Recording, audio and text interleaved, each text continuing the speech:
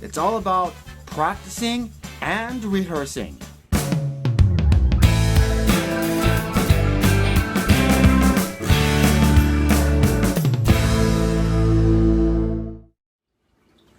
Hi, I'm Aaron Jones, and welcome to another episode of Inspire Magic, where I try to inspire you to go out and inspire others to do great magic. And today, I want to talk about practicing and rehearsing, at least my feelings on these subjects. And I've broken it down into two things, practicing and rehearsing. And why did I break it down? Well, let's talk about that. So first, we'll talk about what I mean by practicing. When I talk about practicing, I talk about practicing when you're going through and have a new effect and you practice. You practice the moves, you practice the techniques, you practice the different speaking lines that you do with one specific effect or one specific technique.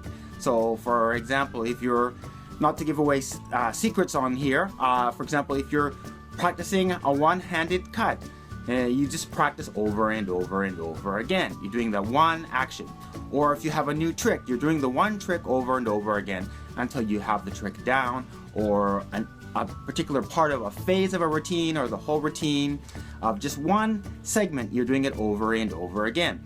That's what I mean by practicing, and you should always put time away to practice the techniques, to practice the trick, practice the routine, and get the techniques down, get that body movement second nature so you don't have to think about it. Very important that you don't think about what you're doing. When you're doing it, you've done it enough times by practicing that it comes automatically, it's second nature.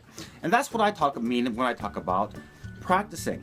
Now, the next thing is rehearsing. So after you've done all your practicing, you've got the moves down, you've got different effects perfected, you put your show together and you do the show from beginning to the end, wearing your costume or whatever clothes you're wearing when you're going to perform. You set your table up if you're doing stage magic, or you have a simulated table, and you start from the beginning and you go to the end, and you do all your lines, you do all the tricks, and you set everything up properly, and you do that over and over again from beginning to the end, like you're performing for a real audience. That's what I call the rehearsing part. And this is where your practice, all the techniques and tricks come together, your lines that you have written down, and you put it all together, and you start from the beginning to the end with the clothes that you're wearing, with the equipment that you're going to use, with a basic setup that would be like in a real life situation, so that you get used to that situation with the clothes. So for example, if you rehearse your show, but you're not wearing the actual clothes that you wear when you perform, it'll be a little bit different when you do that because their pockets might be in a different place. And you want to get the rehearsal and the practice together so that all the movements flow together, your show goes smoothly from beginning to end, and you combine that practice into the rehearsal, and then you do that over and over again. Now, there's a second phase to rehearsal, so you do it by yourself, and it's kind of it can be difficult at times because you may have effects where you need to interact with people. For example, in my show, I have a lot of interaction. And this is where magician friends or family, if your family will stand it, you have to bargain with them to be your audience while you do the rehearsal. That way you can work with them and you can get feedback from them. And if you have friend magicians, I suggest you do this as well. Do the show from beginning to the end and use them as the audience so you know how the audience is going to affect. And well, you can get your magician friends or your family friends feedback on what they liked and what they didn't like during your rehearsal, how you can do the audience management better, and how to make the show flow much smoother. So those are my two thoughts on practicing and rehearsing. Some other points is that you have a scheduled time that you do this if you can, as well as a specific place.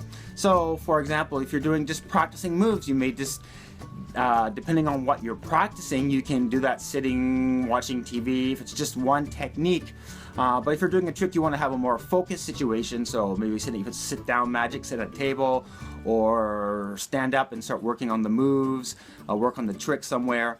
And if you're rehearsing, you want to set up space as close as to the actual performance location or venue that you've geared your show to as possible.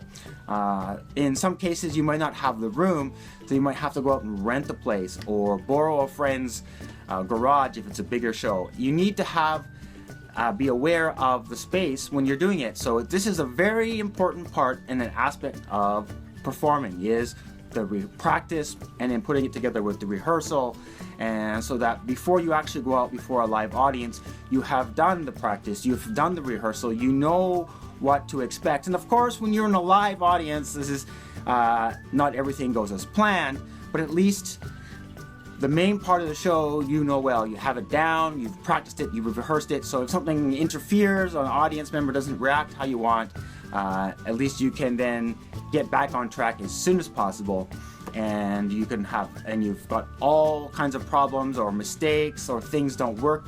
You can, during the rehearsal, you have your other plans, how to get out of something if something is broken or something doesn't work right. You've rehearsed it so that you know how to get out of it. You can think quickly because you're used to the situation. You've done it many times and it's done.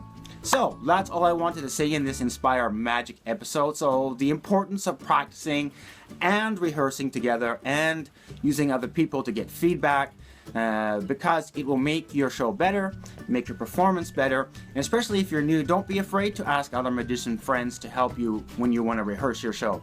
I think it's very important. I remember the first time I rehearsed a show when I was young, when Tony Ng was teaching me, and he was going to give me my very first show where I was going to get money. I had done shows on my own before, but when Tony wanted to recommend me for a show when I was ready, I remember he came to my house and I did the dress rehearsal. I had practiced and practiced and practiced and rehearsed and rehearsed and rehearsed.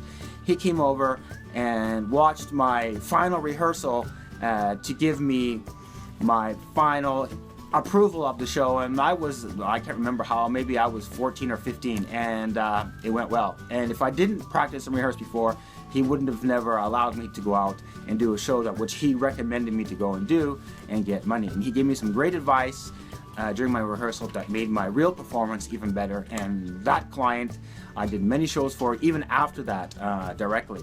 So anyways, that's all for this episode of Inspire Magic. So if you liked it, please like below, share, tell your friends. Don't forget to subscribe. You can keep up when new episodes of Inspire Magic come out, as well as my other content, my vlogs or my cool news or my weird but fun series. And go out there and inspire others to do great magic. And until next time, see you then. Bye-bye.